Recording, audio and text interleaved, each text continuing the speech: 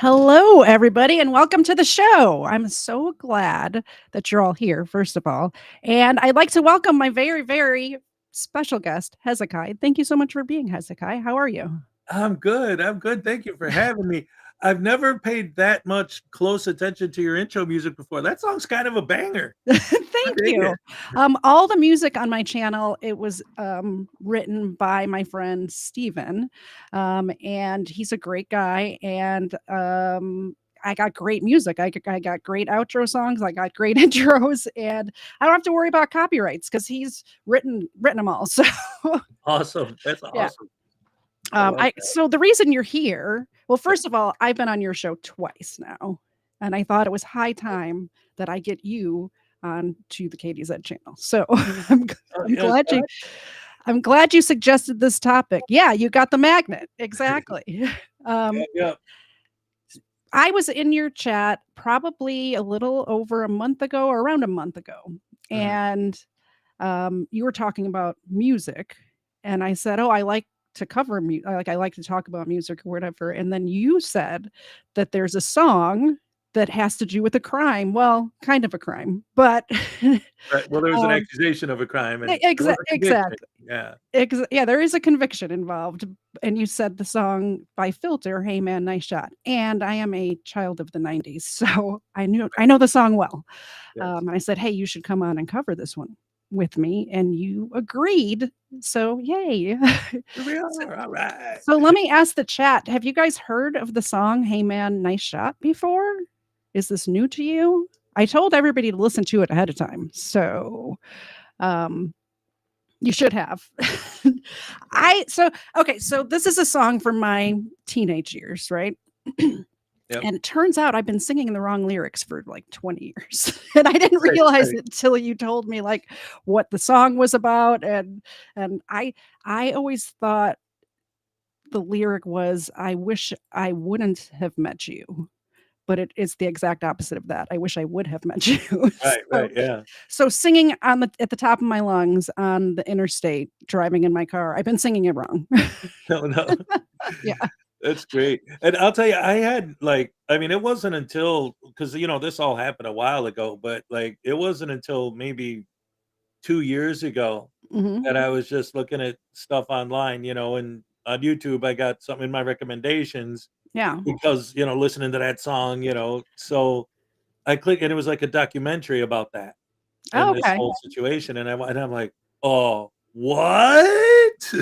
I may have watched that exact documentary while researching the show. Probably, yeah. I think it was called An Honest Man or Yep. Honest Man. Yeah. Yeah, I watched that researching. I always do, like, an outline of my notes first before I watch any, like, media because the media had their that documentary was told by his side, like, Right. basically, so, which I think they're mostly correct. We'll get into the story here in a minute, but I didn't see too much. There was a couple of things that were said in that documentary that I'm like, "Are you kidding me?" But Right. not much. Like, twice, I think I said that. So let's say hi to everybody. I have a lot of people here to see you, actually, because I see a lot of new faces in my chat. So I'm here every Sunday at 4:30, guys. So come back. I Yes, cover yes. all things crime, music included, and you're a musician too, right? Yes, I got my guitar right there. Yeah, And exactly. in fact, since you just mentioned that, I was going to start talking about it on my show in the morning tomorrow. But um, the majority of the music on my channel is music that I created. Hmm. Whether I wrote it and played it, or I electronically created it or whatever. Yeah. But I have a thing I do on my show. It's a happy dance, and like if I hit like 80 likes or whatever, I do the big long happy dance. Well, just the 17th was the first time, like all the time I've been using this song. Now, I guess the song that I used has a sample from a song that YouTube just figured out, and so now Oh. they don't want me using that song anymore.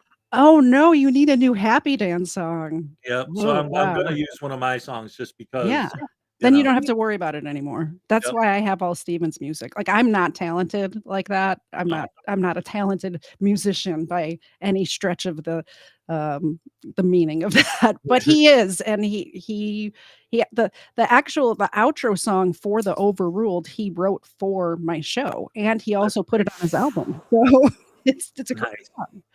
song.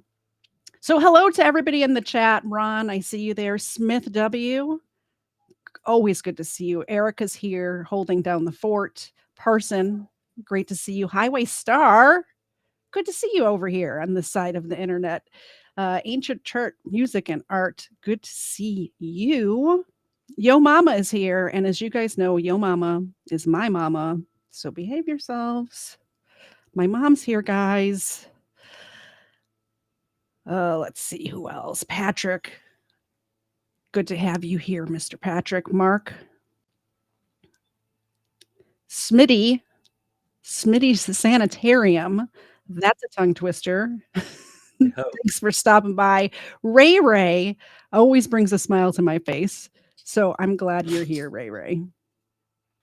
And if I missed anybody, number 2's here. She's always here though. I don't really have to say hi to her. If I missed anybody, my apologies. Oh wow, Bandit was here earlier. I'm not sure if Bandit is still here or not, but hello, Bandit. Good to see you. I guess let's get into it. All right. So I should scroll up to the beginning of my notes. I'm at the end of my notes because I just finished typing them this afternoon.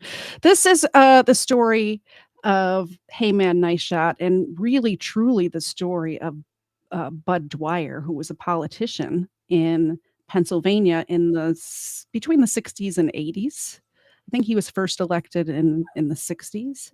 So the song was originally written in 1991 by Richard Patrick while he was touring as a gig guitarist for Nine Inch Nails. Could you tell people what the difference is between being part of the band and being a gig musician? Oh yeah, absolutely. So just in general, and even specifically with Nine Inch Nails, right? The majority of the Nine Inch Nails music is created by Trent Reznor. Like he just does it. Kind of like what I do. But like you want to go on tour, you need a band to play the songs live. Yeah. So you just hire somebody for the gig, and then they just tour with you maybe for that one tour or however many, whatever they signed up for, whatever's in their contract. So it's generally someone who's not like in the band, but they're a professional musician, and you like a musician for hire. You're just paying them to tour with you and play the songs. Yep. So yeah, he was doing that for Nine Inch Nails on their Lollapalooza tour, which I may have seen because I went to a lot. We're both from Chicago, and I went to a lot of the Lollapaloozas. By the way, you guys can hear my dogs in the background. I forgot to bring them up and tell you about them. That is Ava and Xena. Oh, a fight. Perfect. If you guys donate, I forgot to let you know, if you donate, they get a milk bone on air. That's right. We gotta make these dogs fat, guys. Come on. Yeah. Yeah. And Ava's just talking right now. So so cute. Yeah. We love the fur babies. Big fans in the Father to Follies show. Yep. So, and you can donate at any of the places, either on Rumble, which, by the way, Rumble's giving 100% of the donations back to the creator this month. So that's good. Or on YouTube, or you can do the Buy Me a Coffee. You can become a member, all of those things. Also, it doesn't show me if you become a member in the restream. So just let me know if you do that, and I will give them a milk bone for you guys. All right. Back to the story. Yes. So he was touring with Nine Inch Nails, and he on the Lollapalooza tour, and he saw do you remember the VHS tapes called Phases of Death? There was also one called Faces of Death, but this specific one was Phases of Death.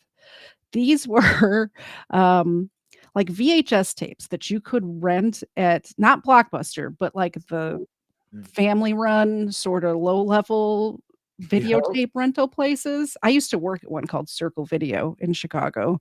And we did have this, on the shelves. Right. These and they're basically just it's what you would see at bestgore.com these days on the internet. But we didn't have the internet like we have today. So we had to go to the video rental store and rent a videotape to see that sort of stuff. And Richard Patrick did that while on tour with Nine Inch Nails and saw this video of this man committing suicide on TV. Ray, thank you very much. We're gonna give them a treat right now. All right. Once we get into it, I'm gonna take periodic breaks. Like, feel free to give super chats, and then I'll load them up on Milk Bones during periodic breaks because look at her. She saw me get the Milk Bones out. She's like ready. Yep. All right. You ready? You got to do a shake. Do a high five. There you go. That's from Ray. And there's Zena. Zena, do a shake. Thank you. Okay. Thank you very much, Ray. And the doggos definitely appreciate it. Look, they're ready for more, so feel free, guys. All right. That's awesome. Parsons, I see you there. And when we take a break, I'll give them more. I just want to I want to get through at least a paragraph before we take another break. Yep. So he sees this video and it really impacted him, which, by the way, the first time I saw it, it very much impacted me as well. Yeah. And I've said this on air before. I'm not sure if you know this story, but I actually saw somebody get shot in the head as a young person in Chicago. I actually saw 2 shootings. One of them, I don't know if the person got shot. It was a drive-by. It happened like a couple of cars in front of us. Number 2 was actually there for that one. The other one was more up close. And it really, I'm getting a little shaky even thinking about it because the video of Budd Dwyer is so similar to what I saw in real life. You see what I mean? So Well, yeah, it's a weird kind of thing because like I could sit here and like there was a movie came out a few months ago called Renfield. Mhm. And like I remember sitting in the theater watching it, and there's a scene in the movie where Renfield's in a fight and he Mhm. literally rips this guy's face off. Mhm. And I started clapping. I thought it was great. But Yeah. it's a weird thing because in a movie, the violence, it's fake and It's it fake. doesn't hit the same. Yeah. Like, when it's real, it hits different, and I remember, like you said, watching that video for the very first time, and being from Absolutely. Chicago, you're not the only one who saw people get shot. I saw a dude get Yeah. shot in the leg anyway. Yeah. I dude take a golf club to the back of the head once too. That was pretty cool. That's probably just as bloody, I would think. Yeah, Like, it wasn't fun. people's heads bleed a lot. Like, there's a lot of blood vessels in your head. So, yeah, on those Faces of Death videos or the ones you could watch online, I highly suggest not watching them online personally. But if you Yeah. do, when it's real, it does hit different, doesn't it? Yeah. So anyway, the Lollapalooza tour's over now, and Richard asks Trent Reznor, he's like, "What am I supposed to do now? You're gonna go back to the studio and make music. What am I supposed to do?" And Trent answered him, he's like, "Go write an album." So that's exactly what Richard Patrick did. He formed the band Filter, and they got to work on their debut album, Short Bus. The first song, so in 1991, Hey Man, Nice Shot was originally written, and it ends up getting released on their first album, and that wasn't released till 1995. Mhm. I'm going to play a little clip of a cover of the song we're talking about. So if the people in the chat don't know it, you'll at least have a little idea. I'm not going to play the whole thing, but just like 30 seconds, a minute of it. All right.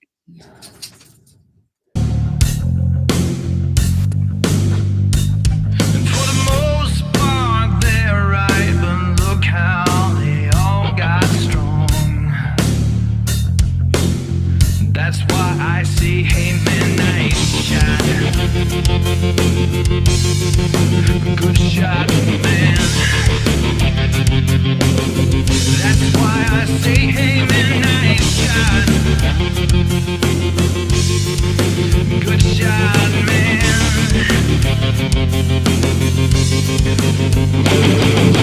Hey!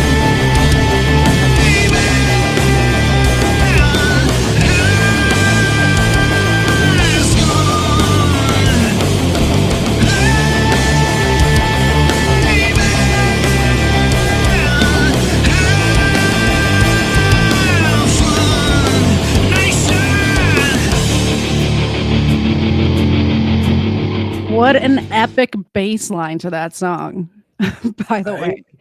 Um, That so the first lyric I always got wrong was the first lyric where it says, "I wish I would have met you." I always thought, "I wish I wouldn't have met you," and then I thought he said, "Hey, man has gun," but that's not what he says at all. But do you wanna go over the lyrics, for the people?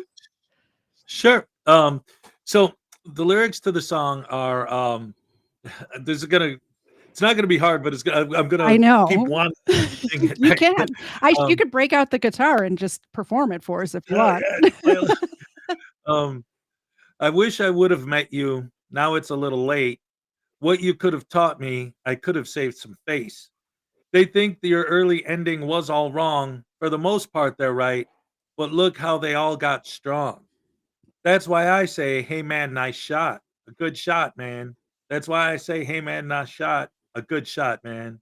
Hey, man has gone. Hey, man, have fun. Oh, nice shot, man.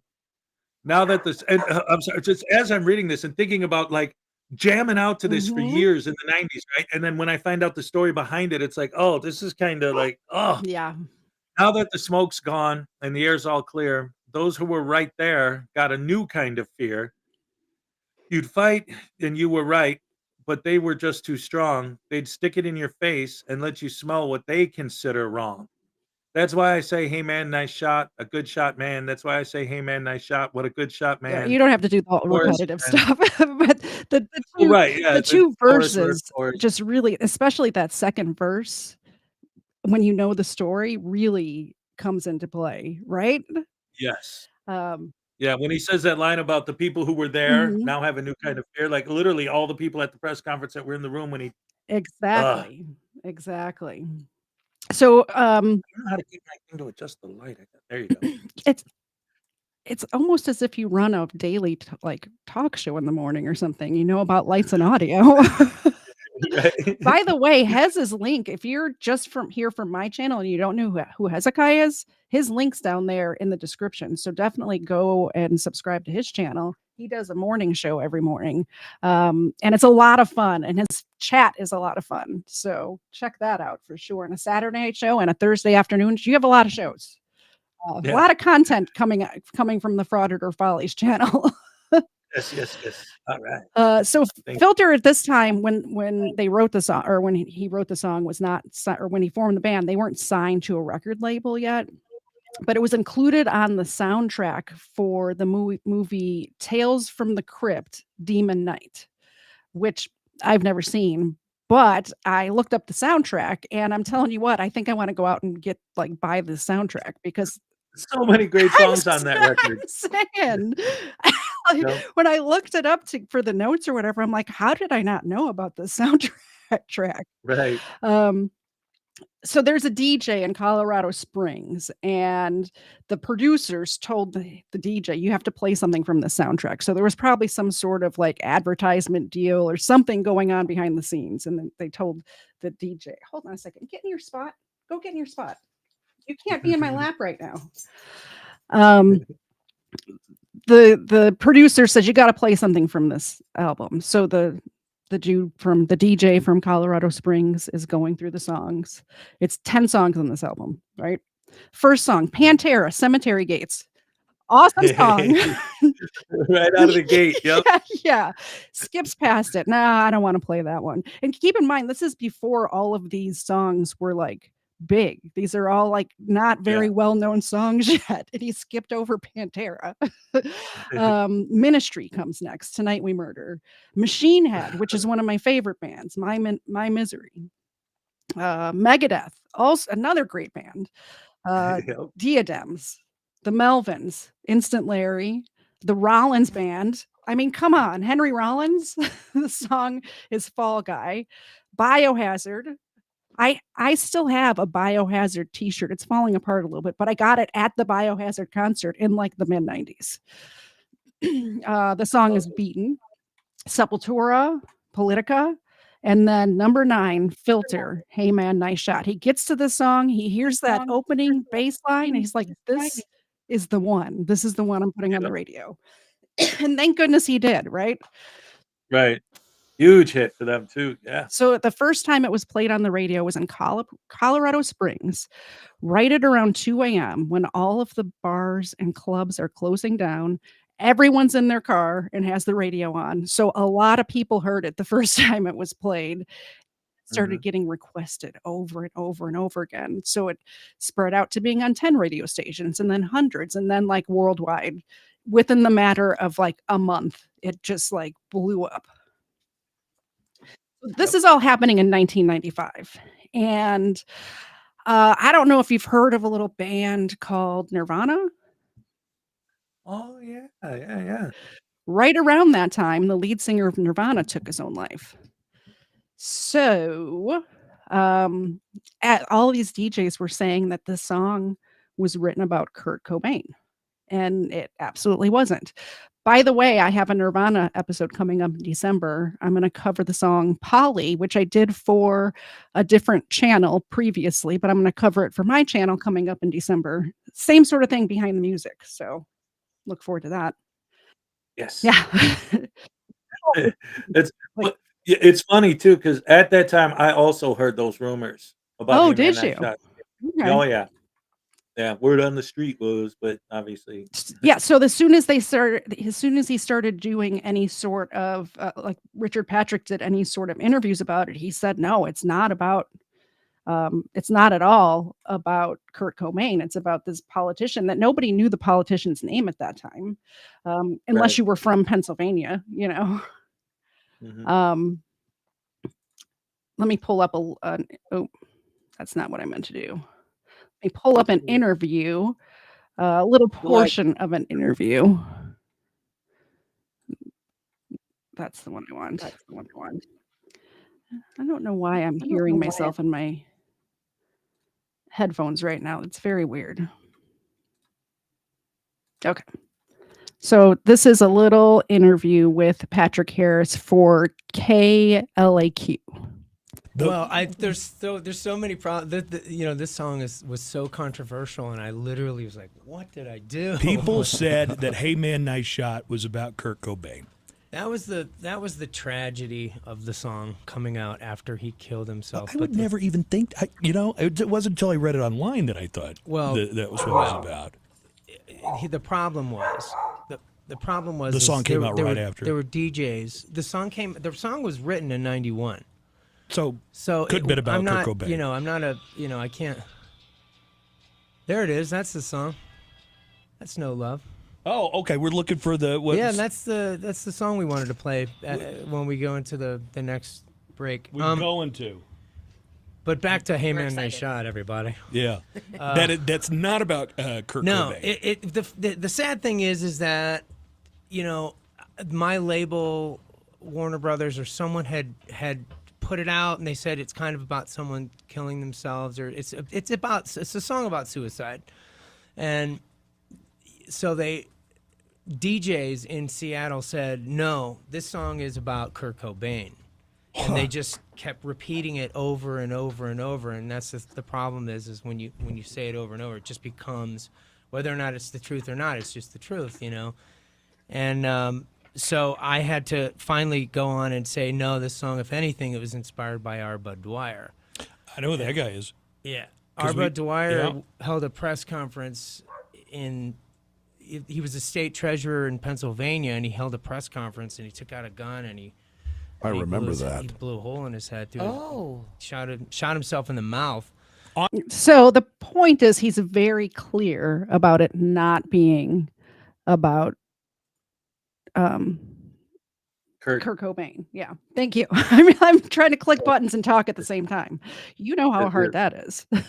yes. So before we get into who our Budd Dwyer is, we're going to do, I was going to do the super chats in between, and both dogs just ran out into the backyard. So we'll have to take another break later, I guess. There you go. The weird thing, and I actually covered this at the end, but this was on live TV. So a lot of people saw it. It was a press conference and back then, what we have like 3 TV stations, 4 maybe, if you had, like, Right. UPN or whatever the off-brand TV station was.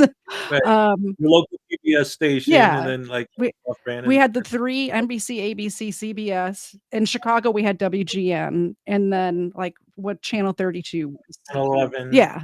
and Yeah. 32 was it became Fox, but before then it was Exactly. So there was a handful. They all broke in with this news conference. So a lot of people saw it. Also, unfortunately, that day was a snow day in Pennsylvania for most of Pennsylvania. So all of the kids at home watching daytime TV, Price is Right, whatever it was that you would do on a snow Ooh, day, it broke in and was showing that news conference, which is just horrible. yeah. Oh, Yeah, exactly. that that had to be rough. Yeah. So our Budd Dwyer was a politician from Pennsylvania, like we said. And he was originally born in St. Charles, Missouri, but he got his political science degree and an accounting degree from Allegheny College in Western Pennsylvania. He he decided to stay in Pennsylvania after he graduated. He earned a master's degree. He became a teacher at the Cambridge Springs High School in Western Pennsylvania. He basically created his life. He met his wife. He had kids, all in Western Pennsylvania.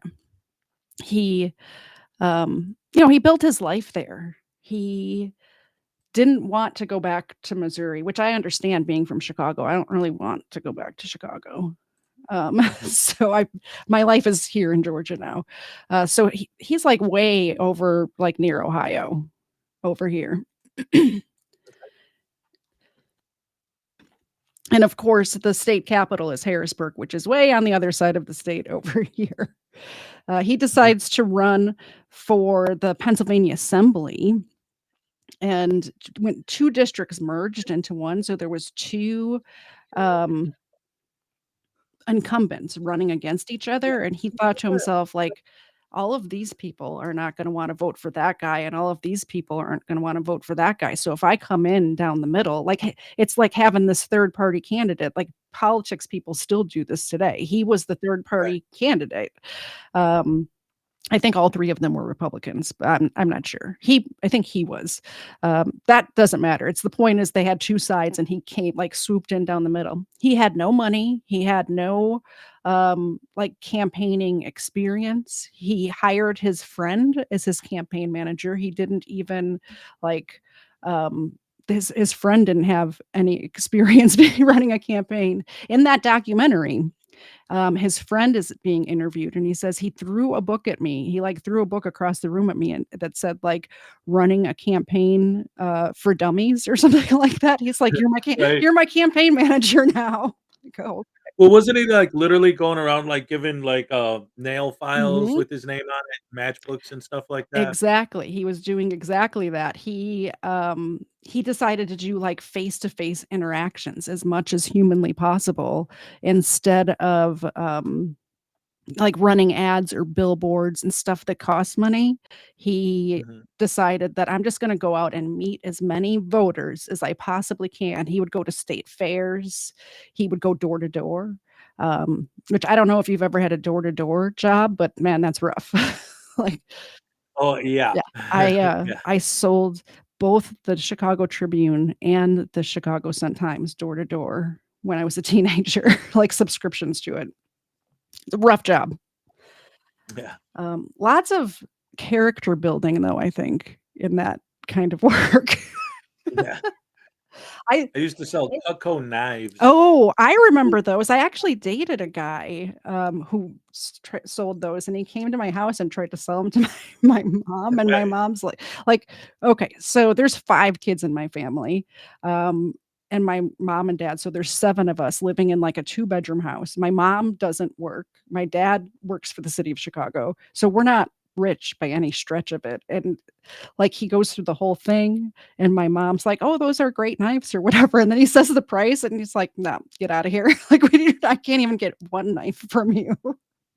That's hilarious because I had almost exactly the same, situation come up. I went through the whole spiel with this guy, Mhm. a friend of the family, and he was Yeah. just like, "Oh, you practice your spiel on me," you Mhm. know? maybe you can make a sale, and I'll buy something from you, just, to support you and all Yeah. that. And, one of their, knives in particular was, like it was shaped weird, but it was made so you could scoop things out the bottom of the jar, Oh, like peanut butter, and then spread it, yeah. it was actually great. And he's like, "That's perfect. I always have that problem, Yeah. blah, blah, blah. How much?" And then I'm like, "Oh, like $62." He's, "What? Wait, for one Yeah, in knife?" the 90s, $62 in the 90s for one knife. Like, no, get Yeah. out of here. It was like and back then, I didn't know what multi-level marketing was. I do now. Yeah, I think none of us did back then, right? I'm Right. even I think that's more current that people are catching on to that because there used to be like Tupperware parties and Yep. Mary Kay or Avon ladies and like Yep. all, All that. yeah, exactly. There was one lady that tried to have, or I actually had a party for her. She was selling like Burger baskets. And I like who exactly like Right, who's right. buying $60 baskets? Not me, not this girl. No. I hosted a Well, party nowadays, to the internet yeah, killed a lot of yeah, that. I hosted a party to get the free stuff. That's what I did. Nice. So back to the General Assembly. Bud decided to run for the Pennsylvania General Assembly, and he, like I said, he didn't have money for campaign, so he just decided to like try to meet everybody that he could. Here's some of his campaign material from back then. I always love this old timey. It's like from the 60s or whatever. It's not that old, but the political stuff, it's always very eye catching and it's very like you can tell what time period this is from. Like Right, right, right. the font and the colors and everything. Yeah. Right. I always, in my head, whenever I think about this stuff, for some reason, the I like Ike stickers and buttons always stick in my head from the 50s, Yeah, exactly. Buttons and matchbooks and like you couldn't even give out matchbooks these days because I don't think very many people even smoke real cigarettes anymore or use Yeah, matches if they do. right. They're all on vapes and using, like, fancy lighters and stuff. Exactly. Little electric bolts shooting, not even a flame. Mhm. I have one of those lighters for my candle back there. I love it. It's rechargeable. Nice. So yeah, he gave out one of the things he did give out to every woman he met, he would give a nail file to, and to every man he met, he would give out matchbooks to. And I bet those are very collectible these days. I should have went on eBay and see if I could find some. Probably you can Oh, find anything on eBay these days. right. So he won the General Assembly for the 6th district in 1964. The issue was he had a wife and 2 kids at home and he was representing his district, so he had to live in his district, but he had to work in Harrisburg, the capital. So he was leaving on Sunday nights to go to Harrisburg, working all week and then coming back home to spend time with his wife and kids on the weekends and his constituents on the weekends, just from Friday night till Sunday night. Which is a tough schedule. I couldn't imagine, doing a commute like that every week. Ugh, I no way. I know. It's like an over-the-road truck driver schedule. Yeah. Yeah, exactly. Exactly. You don't get any time with your family at all. Plus, when you're home, I would think that, when you're home and you're there with your constituents, you would think wanna be meeting with your constituents as well. So you're Right. not even spending time with your family. Speaking of, there's his family there, and this is when he's getting sworn in as treasurer of the state of Pennsylvania. So he decided he wants to run for an office that is a statewide office so he can just move the family to Harrisburg, Right. and stay together and see his kids and stuff in the evenings. So he did that and he won. He moved his family to Harrisburg. He ran for a second term in 1984. He won re-election, and this is when the controversy started a little bit for him. So there was a governor named Dick Thornburg. Thornburg. Uh, Probably not saying it right. Anyway, this guy Dick, right? He was governor, and he was kind of a dick because he decided that he was gonna just, like, spend and spend and spend the state's money on whatever he wanted, like, for personal expenses and stuff. So he's making enemies, like, immediately as state treasurer. So Dick decides he's going on a business trip to Germany. And like I could see, and I've done this before when my husband used to work out of like the area, where I would go with him and stay in the same hotel room that his company's paying for. But Okay. like if he was flying somewhere, I would have to pay for my own ticket. Well, he's Right. charging the state of Pennsylvania for his wife's ticket to Germany, and Oh, yeah, having the state police escort his kids to and from college, things like this. Yeah. okay. Yeah. So Bud is like, "Hey, Gov, hey, Governor Dick, you got to pay the state back. We're trying to cut, wasteful spending for the taxpayers, Right. which is his job as treasurer. Like by Right. definition, as treasurer of a state, you want to cut as much wasteful spending. His big claim to fame as treasurer is he wanted to cut waste so much he put in like an 800 number for anybody in the state to call if they saw the government wasting money on anything. Wow. Imagine if they had something like that today. Like if you Oh no. yeah. The call flooding from one Yeah. person goes out there and says, "Oh, I see they're wasting money Yeah. on this cop pulling people over." Exactly. They're yeah, I got this guy. They're wasting. They'd see an officer having a coffee break and be like, wasteful spending, because apparently cops don't get breaks. Like, yeah, Right. exactly. Um, Dude. and he also put in all of this new electronic, like this is the 80s, right? So computers and stuff still pretty new back then.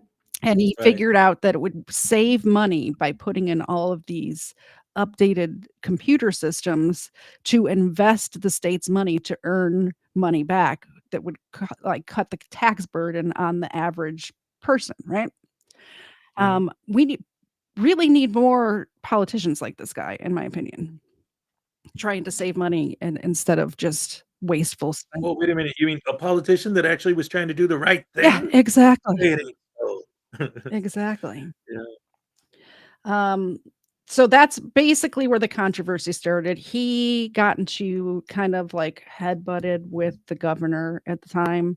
And even though he was a Republican and the governor was a Republican, apparently they thought since they were on the same team, he would just like let it slide, which Bud was never going to do because that's just not the type of guy he was.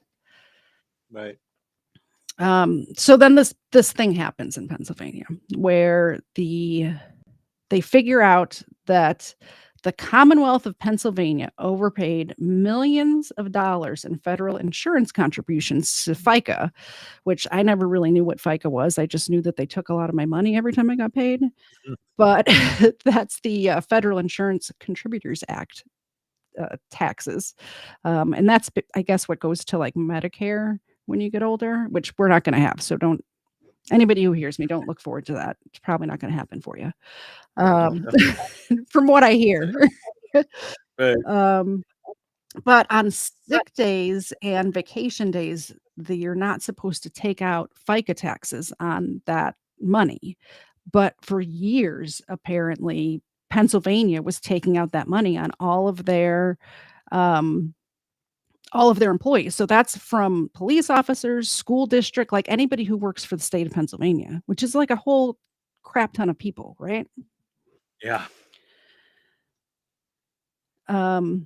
So they need a outside accounting firm to figure this out and determine like which employees get refunds and how much refunds and stuff like that. So, are you familiar with the difference between a bid contract and a no bid contract? Well, I mean, It's basically what it well, sounds like. yeah, right. You bid on it. Different people bid on it Mhm. or whatever. If there's no bid, they just grant it to whoever. Exactly. Yeah. So, there's a no bid contract given to CTA, which really threw me for a loop because I'm like, why is the Chicago Transit Authority? That actually stands for Computer Technology Associates, which is a firm out of California, but they go by CTA, which I can't say those three letters together without thinking of Chicago personally. Right? Yeah. The band Chicago CTA was their first album. They were gonna be CTA, and then they got in trouble by the city, so they had to change their name to Chicago. So the album was called Chicago Transit Authority. Since we're talking about music, Oh, all I did right. not know that. Yes, yes, I like the little tidbits of info. yes. I'm hoping my dogs come back before the end of the show. I'm like stacking up milk bones here, waiting for them to come back in here. Mr. Zed, if you can hear me right now, please bring the dogs back inside. So there's this guy named John I hate names so much. Torquato? Um, Torquato. John, what did it looks like to me, where is it? Torquato, Yeah. John Torquato. So he's not a good guy. John Torquato Jr. And John Torquato Jr.'s father was like this big time mafia boss who was like in prison or whatever. And people said to Budd Dwyer, like, why would you hire this guy's company for this $4.6 million contract? Like, you can't trust this guy. Like, look at who his dad is. And Right. Budd, being the guy that he was, he's like, you cannot judge a person by the sins of their father. Like, how would you like it if your dad was in prison and nobody gave you a chance? Which is true, right? Luckily for me, both my parents are awesome, but there's people who have pretty bad parents and they turn out to be really good people. Yeah. That's it. Like you said, you can't judge somebody based on what their parents did because, everyone's different. Exactly. But then you got people who follow in the family business. Like John Torquato, actually. Yeah. Speaking of, Budd was a little too trusting to some people. And he gave John Torquato a chance with his CTA company. And I think the reason Budd did that is because CTA was all going like all digital, and Budd was really into this, like upgrading the computer systems and doing things for less money by using computers. Right. Like that, and that's exactly what this company did. It was an accounting firm that could do the job of several accountants with one computer, with one person and one computer. So he's like, well, this is going to be great. We're going to give them the contract, right? Unfortunately, the comptroller, I mean, I guess fortunately for the people of the state of Pennsylvania, unfortunately for Budd, the comptroller of the Pittsburgh Public Schools noticed a financial discrepancy in the CTA contract, and he didn't ask anybody about it. He just called the FBI, which I guess you're supposed to do. Like, that's what a good person would do, right? Right. Yeah. I mean, you find something wrong. You obviously you want to report it, I mean, have it investigated. But yeah, I don't I know. don't I know. think I might ask people, like, like, I don't know if Well, I'd go straight to the feds. but I don't know if you're in that position. Maybe that's like literally what he's supposed to do. Like I mean, we don't know. True. Anyway, Like the question is whether he took it up on his own to take that step, or if that was part of the procedure. You find this sort of thing, you report it right away. Like we don't know. I don't. I guess I'm just not a snitch. Right. Like deep down in my heart, I'm just not a snitch. But he probably did the right thing. Like, yeah, okay, he did the right thing. The comptroller of the Pittsburgh Public Schools. Good for you, comptroller dude. Anyway, the feds agreed with him. He's like, yeah, this no bid contract, like this is overpriced by millions of dollars. What are we doing here? So they start to investigate CTA, and like they're going through all of the computer systems at CTA, and they're talking to all the employees out there in California, and they find out that there's one CTA employee tells the we lost.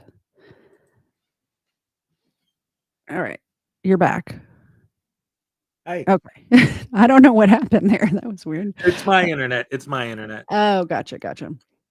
So the CTA's employee says that the reason tells the feds the reason why we got this contract is because we offered Budd Dwyer a $300,000 campaign contribution if he gave us this contract.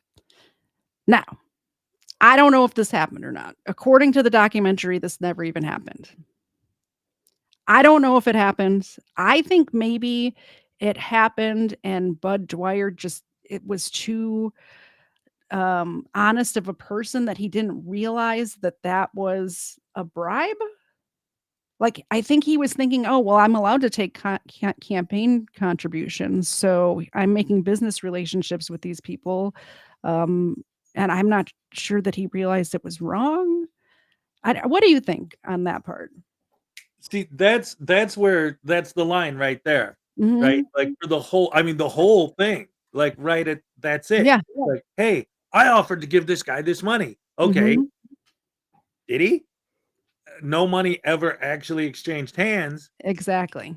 So was he just trying to protect his own butt by throwing Dwyer under the bus because he knew, like you said, you look at his political record up until that Mhm. point, and he's a good guy doing the right thing, what he's supposed to be doing. He just wants to be closer to his family and take care of them. Yep. You know what I mean? All the way down the line, he seems legit. And then all of a sudden, this pops up out of nowhere. And like you said, even if he did say yes, for all we know, he could have completely misunderstood. Like, oh, all right, you're going to pay me for this or whatever. Yeah, people Well, get paid, I they do things, whatever. I think maybe he didn't connect it. I don't think he was thinking like tit for tat so much as, um, I'm making relationships with you, so of course you would wanna contribute to my campaign, right? Right, right. We have Xena back. I have 4 milk Hey, bones for her, all right, all and right. Let's feed them puppies. yeah. So thank you very much to Ron. Thank you. Big Bork Little Bite. Thank you very much. Um, Parsons, I think. Yeah, Parson. Thank you very much. And Ray Ray. So I have 4 of them here. I think they might have already gotten milk bones from Ray Ray, but we just give Xena another one. She needs to get fattened up a little bit, right? Yeah. All right, Xena. All right, do a little shake. Thank you. Oh. Ava heard the milk bones come out. She heard them. All right, you do a little shake. Do a high five. There you go. All right, there's one for you.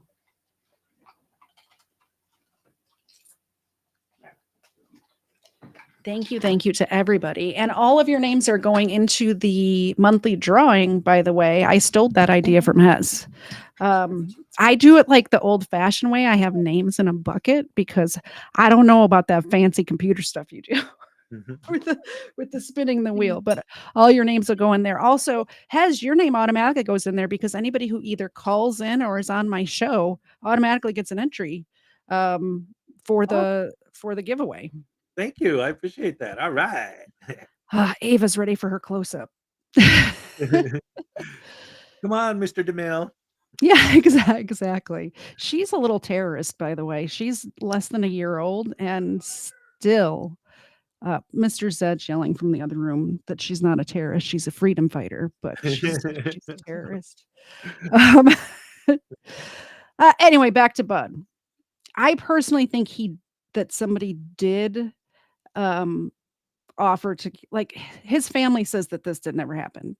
So this is just my opinion, allegedly. I think somebody said, "Oh yeah, we'll contribute to your campaign next time you run," but I don't think he realized that it was for this contract. Right. Personally. All right. So no money ever changed hands, by the way. This is just somebody said this is why we got the contract. So the day, so he gets indicted, he gets tried, and they move the trial out to like a small town somewhere. They don't even do it in Harrisburg because they're like, it's too politically charged. We can't do it here. So they move it out to, I forget the name of the town. It's a small town. That's one of the things I didn't like about that documentary. So the daughter of Budd Dwyer is interviewed in this documentary, and it breaks my heart because I lost my dad, so I empathize with her so very much. But one thing she says about this jury that did, by the way, find her dad guilty of 11 counts of conspiracy, mail fraud, perjury, interstate transportation in aid of racketeering, and he faced a sentence up to 55 years. But she said, isn't he supposed to face a jury of his peers? These are small town podunk uneducated. Some of them didn't even finish high school. And my dad had a master's degree. And I thought to myself, dude, first of all, you can't have it both ways, because his whole thing running his campaigns was like, I'm just a small town guy. I'm not a big politics guy. Like, please elect me. And then for her to say that about those people, it just really rubbed me the wrong way, let's say. Right. I get you. It might be because I'm a small town podunk uneducated. No, I'm not. I'm from Chicago and I do. Right, yeah, right. But I do live in a small town and these people are not dumb. Like the way she made, like, people who don't have college degrees are not dumb. A lot of times they're smarter than the people with college degrees, right? Oh, yeah. Like not most of the time, but more often than not. Let's just put it that way. Well, I've always said, like, there's different kinds of smart. Like, I could sit here and spout off stuff about music and movies and the technical aspects of what it takes to record an album or to run a camera in a movie and this and that and the other thing. I could tell you about history, sometimes science, whatever. I could talk about quantum mechanics with people and like all this stuff, and then let my car break down and tell me how to fix an engine. I tell it to this guy over here who doesn't know what I'm talking about with the other stuff, and he'd be like, "Oh, all right, grab a wrench, let's go and do it." Yeah, So, exactly. compared to me, I look like an idiot compared to him when it comes to fixing cars. You know what's funny is my friend Steven, who, by the way, I mentioned at the beginning of the show, does all my music for the show. He says the same thing because he doesn't know how to fix anything. And he bought a house in the last couple of years. He's like, I need to hire people to do stuff because I can't do anything. But he's also a really good musician and a music teacher. So he knows all the theory, like anything you could ask him about music, he knows just off the top of his head. But they're like, he's capable of learning anything, just like you're capable of learning anything, but you're not an expert in everything. You can't, no one person is an expert in everything. Number 2 just linked his channel, by the way, his music channel. And thank you very much, Smith. When the dogs come back in here, I will give them milk bones. I have them ready right here. All right. So my point being, it kind of upset me that she would talk about those people like that, but it's because she was angry because they found her dad guilty on all these charges. All right, this is the toughest part, guys. So if I don't usually give trigger warnings on my channel because this is a true crime channel, so you know what you signed up for when you clicked on it, right? But this part is a little tough because it's about suicide, and there are links below for the suicide prevention hotline and all that stuff, by the way. If you ever are thinking about hurting yourself, reach out to somebody. Reach out to me and I'll get you in touch with people. Reach out to anybody. Talk to somebody. That's my little PSA. Suicide's never the answer is all I'm saying. I'm actually wearing this shirt because of the show we're doing today. Be kind to each other. Be kind and be there for people. I love that. That's awesome. Thank you. The day before Budd Dwyer was set to be sentenced. Now, remember, can be sentenced for up to 55 years for all these charges that he was found guilty of. He decided to announce that he's going to have a press conference. So this is January 22nd of 1987. He says, I'm going to hold a press conference. Everybody, all of the media, all of these people thought he was going to resign because he claimed, like he still said, like, I'm not guilty. So he never resigned. And actually, come to think of it, I forgot to mention this part. They offered him a plea deal where they were going to just drop all the charges if he resigned. And he wouldn't do it because he's like, I'm not guilty. I'm not resigning because I'm not guilty. By the way, Ava's back, so we'll give her the milk bone from Smith. Thank you very much, Smith. Your name will also be entered into the drawing. Oh, my wires are so messed up right now. There you go, baby. That's from Smith. Okay. I want to get that milk bone out of the way before we get into this tough stuff, man. Right. It's hard, like, because your channel is all happy and happy dances. And like, as I was writing these notes, Hezokuai, I'm like, man, some of this is so dark. Like, it's really hard to talk about.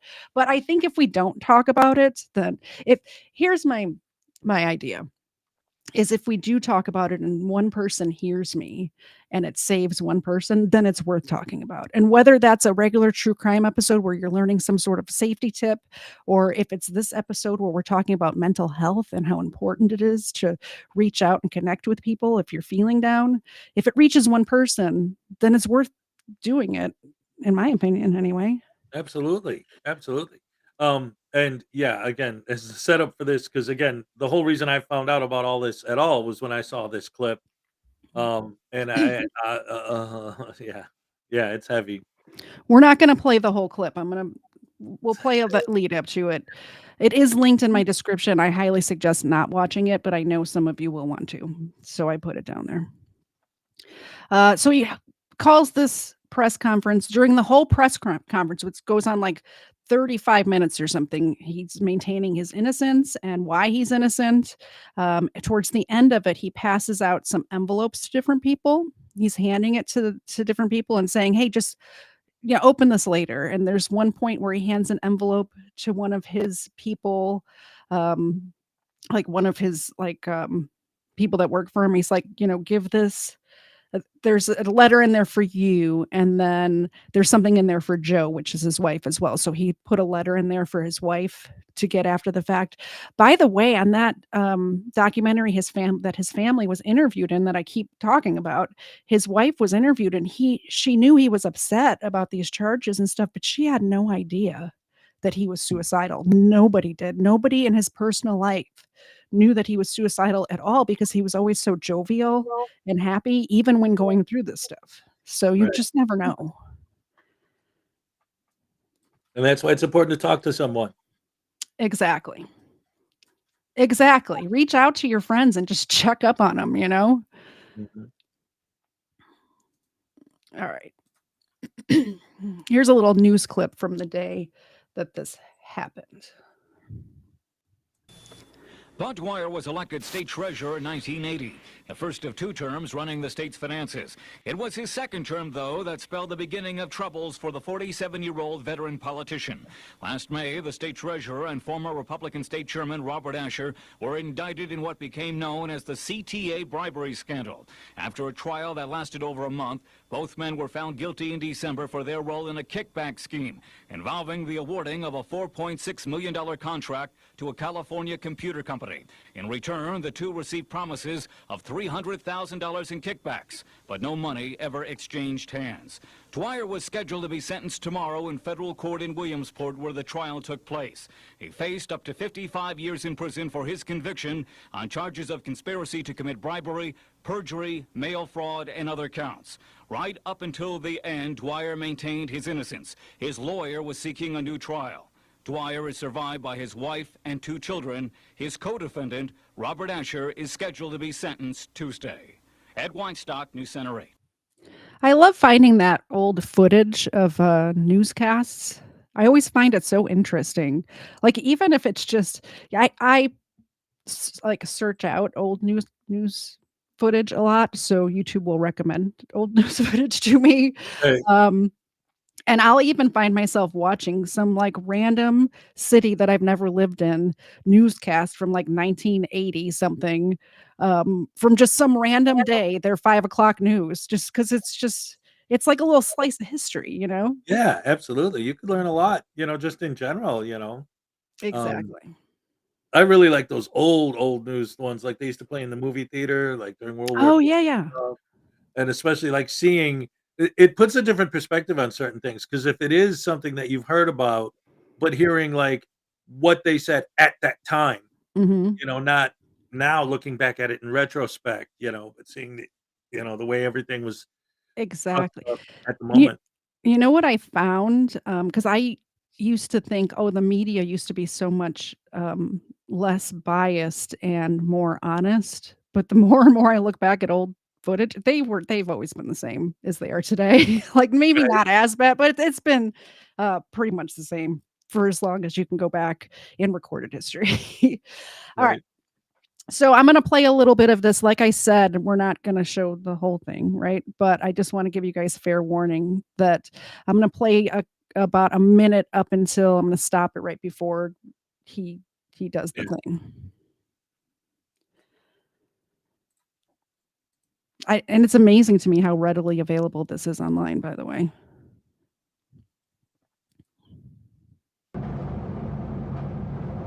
Where's Don Johnson? Could you come up, Don? Yeah.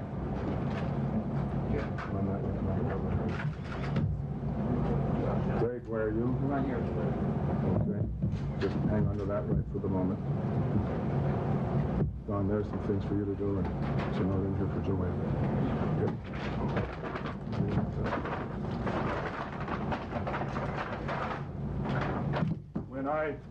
No. Please leave the room if this will affect you.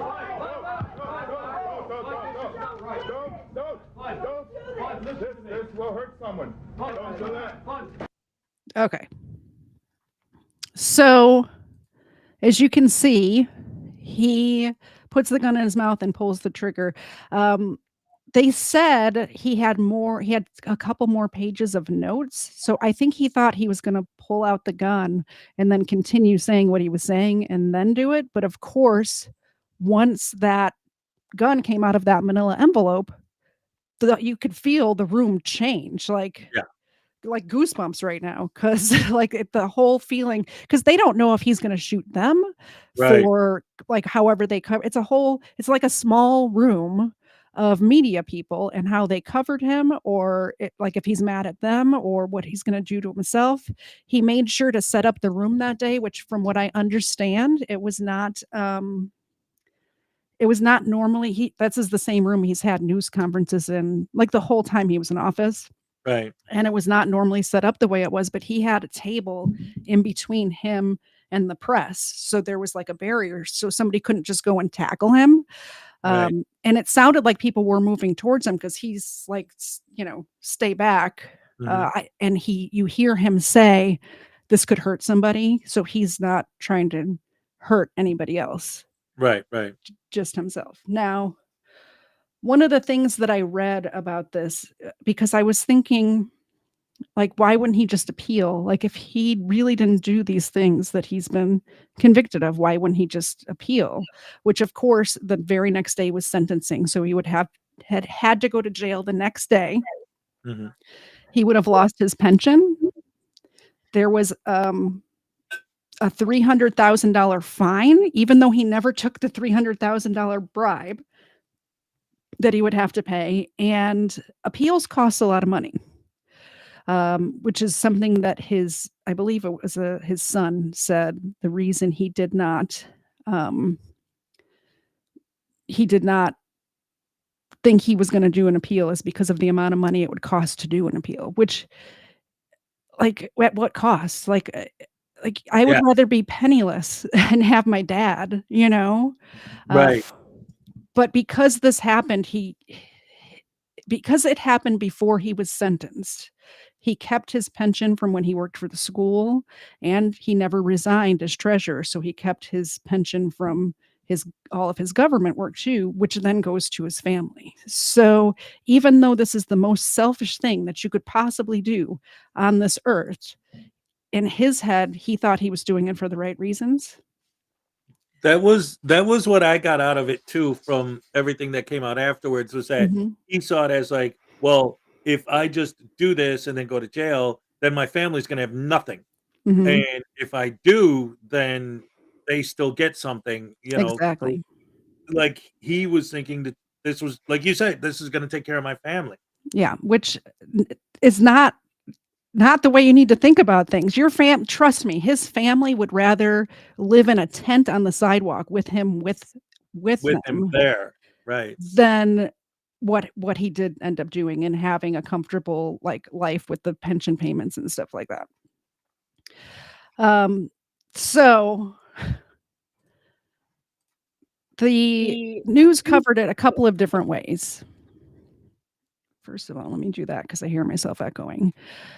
As you can see, these are all the different articles. Some of them just would have his regular picture on them. And then it gets down to, this is a very famous picture of him like saying, stay back, and he's got the gun in his hand. So this picture was used a lot. but some of them are using this picture with the gun in his mouth, which is just horrible. And I actually meant to pause that before that got to that scene, and I realized that I didn't, and I apologize for that. Um, I should have clipped it out of that and then had it already edited or whatever. I thought I was gonna be able to pause it in time. Excuse me. And then it gets down here to one of these articles. They're actually showing him after it happens, and you can't really see it in this article. But this is him like on the floor and stuff afterwards. After this happened, like this is just like pixels what I'm showing you right now. You can't even see what's going on. But this gentleman who was his chief of staff, I believe, after it happens, what I found notable was that this guy, his chief of staff, like jumps in front of him to block the cameras as much as he can and takes control of this situation. Like very few people would be able to do this. He stays calm. He starts directing people like, you need to leave the room. Please do this. Please do that. You go call the police. You go call the ambulance. And stays so calm. And you see a moment where it hits the staffer of his, and he like steadies himself on that table that he had set up to have that barrier.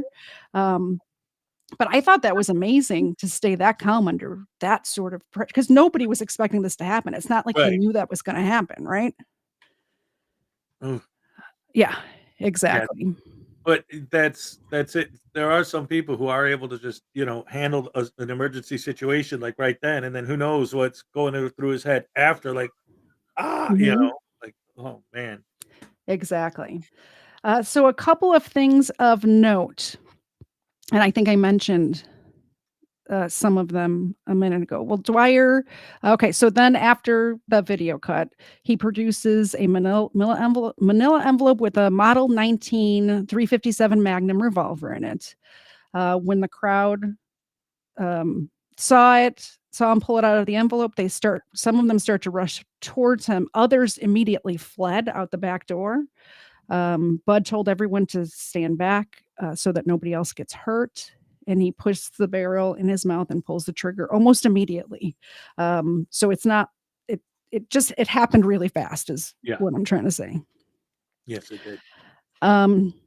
Keep in mind that this was a live broadcast.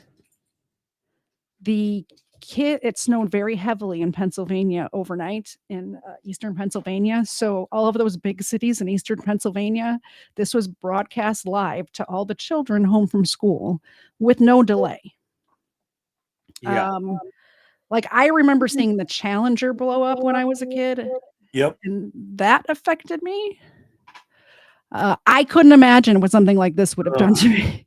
Yeah, no, it's insane. And like you said, when you look at the fact that at that time, Oh, we got Robot Hez. Of- Maybe Hez's computer will come back. We'll see. I'm just going to talk until it does. We get Robot Hez on a regular basis around here, don't we? So yeah, it snowed heavily overnight that day. It was a snow day for most children in the area. Back then, there was only 3 or 4 television stations, so it broke into the regularly scheduled program. There he is. Sorry, what were you saying? Oh, oh yeah, talking about how again, yeah, like really trying to get that mindset, like because you wouldn't think kids are watching the news, but it was a press conference. It was called so they broke into other shows, and it's like, oh, all right, this politician's talking, blah blah blah, Yeah. and bam, whoa, like the way that Yeah. had to affect people is just insane. Just remember being like, I think the same thing happened where they were like on 9/11, kids watched that unfold live where the second tower hit and stuff like that, So I don't know if that made us tougher as kids or not, but I'm glad this is one of the reasons that there is a delay now. When anything is on live TV, you're not actually watching it live. There's a several second delay in any live programming. Right. which is a good thing in my opinion. Your It's mom people brings up a good point though. Like back in those days, there probably might have been a lot of kids actually playing outside because that was a thing back then, even in the snow. It was even more fun in the snow. Yeah. Yeah. I remember playing outside for hours in the snow and having to be Yep. forced to come back inside. We would build whole, like, not just a snow fort, we would build snow cities in the backyard and Yeah, have big, big snowball fights. tunnels, and you're crawling through, and like, yep. Exactly. Exactly. And Patrick in the chat says that he saw it live as a child. Ooh. So that's, I mean, whew, that's got to be rough. That's definitely got to, like, the Challenger was difficult, but there wasn't blood like there was in this one, right? Right, but it was weird. Like for me, because the Challenger was in school. Like they brought the um the TV Mhm. into the classroom because it was a Yeah. historic event, the first woman astronaut, blah blah blah. It was the And like teacher in teachers were space all like, "Here, let's watch it." It was the teacher in space program. So a lot of schools had that same thing where they wheeled in the TV and they were watching it live, um, because the whole point of that was this teacher was trained to be an astronaut to go to outer space to give lessons from space. Yep. So, like, really young kids were watching that, all the way up to high school kids were watching that. Yeah. Yeah, everybody. Ugh. So the last thing that I wanted to mention is that there was obviously all of the news stations aired it live when it happened, and there wasn't really. I mean, there was something they could do about it. They could have not like zoomed in on him on the floor, but they almost all of them did. Um, but as the cameraman, you're thinking, I got to follow the content, and then back at the studio, they'll figure out what they're going to do with it, right? Right, right. There was one news outlet that replayed the unedited footage on both their 6 p.m. and 11 p.m. news programs that night. Like just replayed it all over again. And this is how people got copies of it. And it ended up on that Phases of Death VHS tape in 1991, which brings us back to how the lead singer of Filter saw it and wrote the song, Hey Man, Nice Shot. Yeah. That's it. That's the bow on top of the story. Yes, yes, yes. And what an insane story. Like, and Yeah. you know, like I told you when we first discussed this a while ago, I remember hearing about all this and like even like I said earlier, the way it affected me the first time I saw the footage, just Mhm. like, oh wait, this song's actually about a real event. Yeah. Let's get footage of that. Oh, what's this? Then when he pulled the gun out, I was thinking, because I didn't read anything behind it first, I just saw it. I'm like, Mhm. so wait, what? Because so before I watched the documentary to hear the story, I Yeah. saw the actual footage of what happened, the press Mhm. conference. So I'm thinking, oh, this guy pulls out a gun. Oh, is he going to start shooting at the crowd? And then I started telling myself, oh, wait, they're not actually going to show it, right? And, then, Yeah. and it's like, ah, whoa, like, Well, when you had mentioned it, I had already seen that press conference unedited. And I knew the song Hey Man, Nice Shot because I was a teenager in the 90s and who didn't hear it, right? right, Um, and exactly, yeah, I didn't know the 2 were connected at all. And I kind of feel bad jamming out to that song in my car knowing that this is what it was about. I don't even think, I mean, I'm blonde, so I don't make a lot of connections, but I don't even think I even made the connection that it was about suicide, like back in the 90s, or that's even what the song was about, you know? right. Um, but it's still that bass line is like iconic, man. Like you hear Well, that bass line? yeah, oh, yeah. Yeah. That was the thing, though. Like for me too, at the time when the song came out, Mhm. I mean, literally, it was like you say, I'm just driving and I hear it on the radio. I'm like, oh, this one's a jam, and I Mhm. turn it up. It's a And I was like, banger. yeah, right, exactly. Yeah. And especially at that time, because that was, I was really into the heavy stuff at that time. So it's like, yeah, Mhm. rock, rock. Me too. Um, Yeah, never exactly. even thought about the words at the time. It was just like you said, listening to the bass, the drums, the Mhm. guitars. Um, Yeah. And there's a lot of, I'm finding now that do this as my hobby, there's a lot of songs like that. mhm. And a couple of them that I'm gonna cover in December is Jeremy from Pearl Jam, and then Yep. also Polly by the band Nirvana. Also have very dark backstories. So we'll get into that in December, mainly because I've already researched those two, and I want to have a light research month for December with all the holidays in there. Right. But I think people will enjoy that too. Yeah. Did you have anything else to add, Hezekiah? If not, I'm going to plug your stuff, or I'll let you plug your stuff, and we'll wrap it up.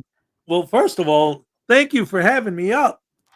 Like you said, you've been on my show a few times. It's about time I come up on yours. Yeah. And my channel is the Fraud or the Follies channel here on YouTube. It is linked down in the description of every single platform we're on right now. Yes. And I do a morning show Monday through Friday at 7 a.m. Eastern Standard Time. It's all about having fun. We do stupid dances. We play with voodoo dolls. And we just have fun. We watch sometimes frauditors, sovereign citizens, that kind of thing, Karens, videos, and have a good laugh. And then I also have a Thursday show where we show clips from all the shows we watched on the morning show that up to that point. And then it's a very heavy audience participation show. I put polls in the chat. You vote for which videos you think are best, or literally you're voting for which idiot in the video. Which idiot is editing the most? Yeah, right. And then we declare whoever gets the most votes at the end. It's an elimination tournament. We call them the Butterbrain Douche Canoe of the Week. That's the Hez and Ray Make Your Day show from Hezokuai Production Studios on the Fraud or Follies YouTube channel. And then on Saturdays, I do the Saturday Night Snafu, where every week I have a different guest, which you've been a guest on that show. Twice. That's right. And yes, absolutely. And again, the same kind of thing, watching videos, doing live reactions to videos with the guests, and just having a good time hanging out. Yeah, definitely subscribe to Hezekiah's channel. It is a good time. And like I think I was telling you this before the show. I'm in your chat because your chat is the best chat in the world. It's so much fun to hang out with those guys in the morning. Thank you. I appreciate that. Yeah, we got a lot of good people in there. I appreciate all of them too. And if any of you from his show are in my chat over here right now, thank you very much for making me laugh in the morning. You guys are a hoot. So I appreciate it. Well, I appreciate you coming on, and I usually tell people what's coming up. So I have a Crime Land episode coming up next week because, man, I am researched out. Go back and watch my previous shows. My November 5th show was the Babysitter Killer with Blackheart Knight. And then I did the Donovan Jackson case with KFAR on the 11th, Sahara Baker with Miss Mandy on the 12th, and now this one with you. So that was a lot of research for 1 month. So we're doing a Crime Land. The Crime Land episodes are where I'm just showing news clips and live reacting to them. It's way less stressful for me than the research projects that I always sign myself up for and seem like a good idea when I do. And then I dig into the research and I run out of time and do it at the last minute. So I'm giving myself a break next week. It's going to be Crime Land. And then coming up in December, we're going to cover Kai the it's a tongue twister. Kai the hatchet wielding hitchhiker. We're going to cover Kai the hatchet wielding hitchhiker in December, as long as the TD case, the Pearl Jam Jeremy, and the Nirvana Polly song. So those are the 4 we have coming up in December. And I hope to see you all in my chat in the future. Thanks for coming on, Hezekiah. And I appreciate each and every one of you. I'll see you back next week, 4:30 Eastern, same time every week. Bye, guys.